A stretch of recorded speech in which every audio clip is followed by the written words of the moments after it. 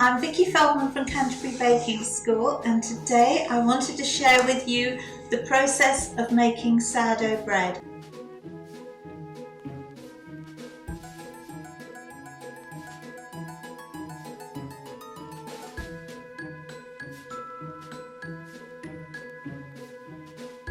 I'm going to start from the beginning, and I'm going to show you how to make your own starter and explain how I like to make sourdough bread. I've been doing it for so many years and there are so many different ways of doing it, but today we're just going to talk about one simple method. So first of all, let me explain to you what a starter is. Here is a starter, which is a mixture of rye and white flour, and this is a tartan starter, which I will explain another time. And this is just a starter made from white strong flour for making bread. And the other starter that I keep at home is my rye starter. So today I'm just going to explain to you how to make your own starter. So I simply I'm going to take some white flour, and I'm also going to take some rye flour. You can use white flour, rye flour, or you can mix it, but today I want to mix it. And to this I'm just going to add a little water. You can use your hands like I like to, and you mix it together, and you just see that you are forming a paste. It's very sticky making sourdough. Let's a little bit more water.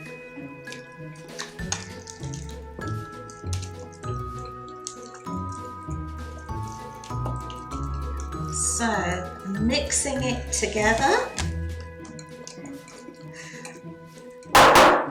There's different measurements for this. A lot of people use 50 water, 50 flour. I personally like to have it a little bit more gloopy. So for me, that is absolutely perfect.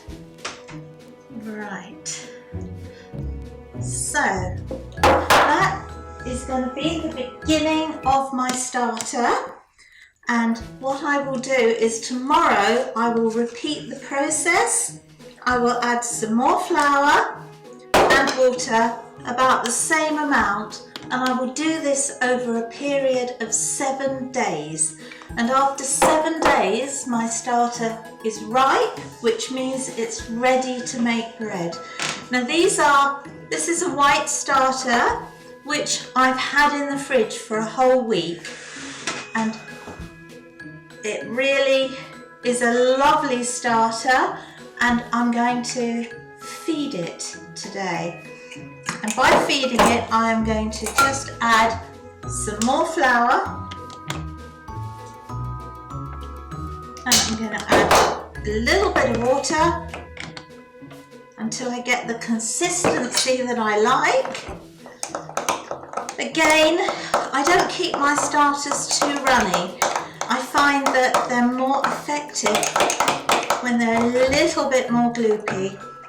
Also, the starter has more flour to feed on. So that's simply all I'm going to do today with that one. And then we're going to have a look at this one. And to this, I'm going to add some rye flour, and I'm also adding some white flour, and again some water.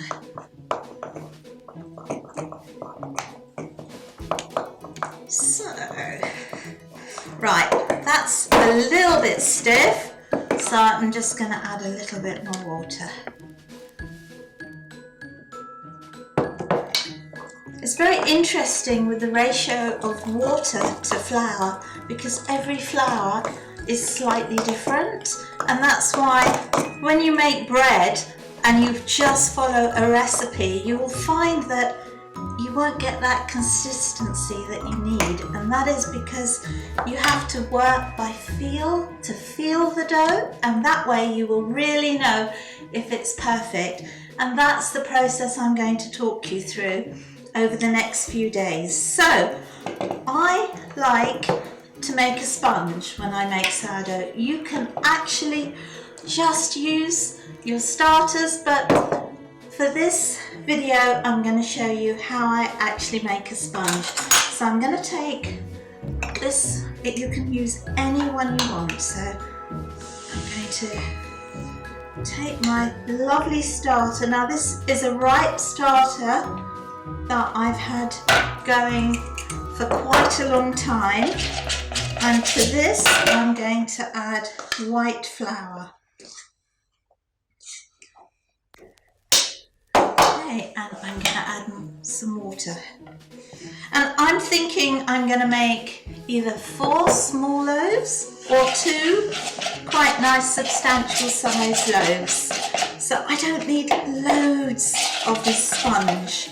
I just need enough to make my loaves. And if you make too much, it doesn't matter. You can either discard it, or I can show you how to make some really nice crackers with it, or you can just turn it into another starter.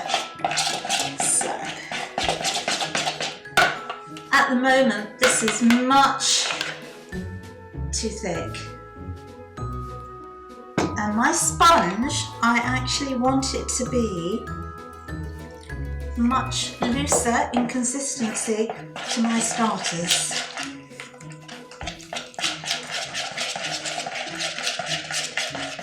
So,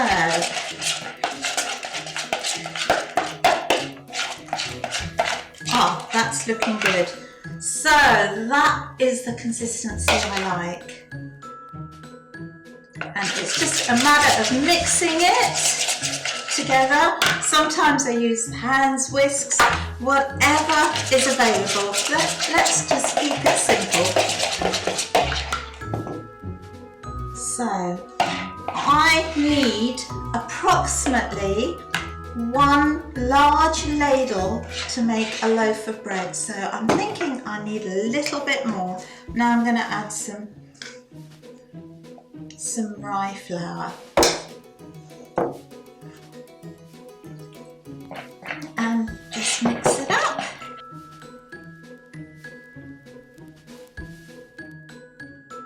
And I would say that I have 2 ladles full there. That is all I need. And the consistency is quite runny.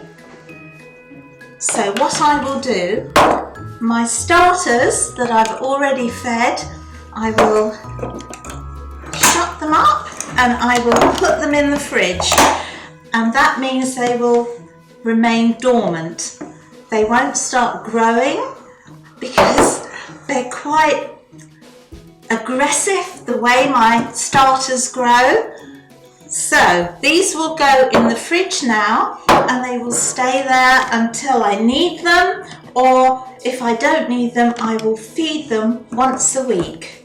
My new starter will have a kitchen towel over it, and tomorrow morning I will repeat that process of adding more flour and more water to it. I will not keep it in the fridge. I want it to start becoming active. My sponge will now stay overnight at room temperature in my kitchen, and all I will do is cover it with a tea towel and it will be ready to make bread tomorrow. The benefits of sourdough are absolutely amazing. The bacteria that's in the atmosphere is encapsulated into our jars, and this is what is so good for our gut. And it really is a healthy way of making bread. The longer you let your bread ferment, the longer you let your bread prove, the better the bacteria. So that's the beginning of the sourdough process.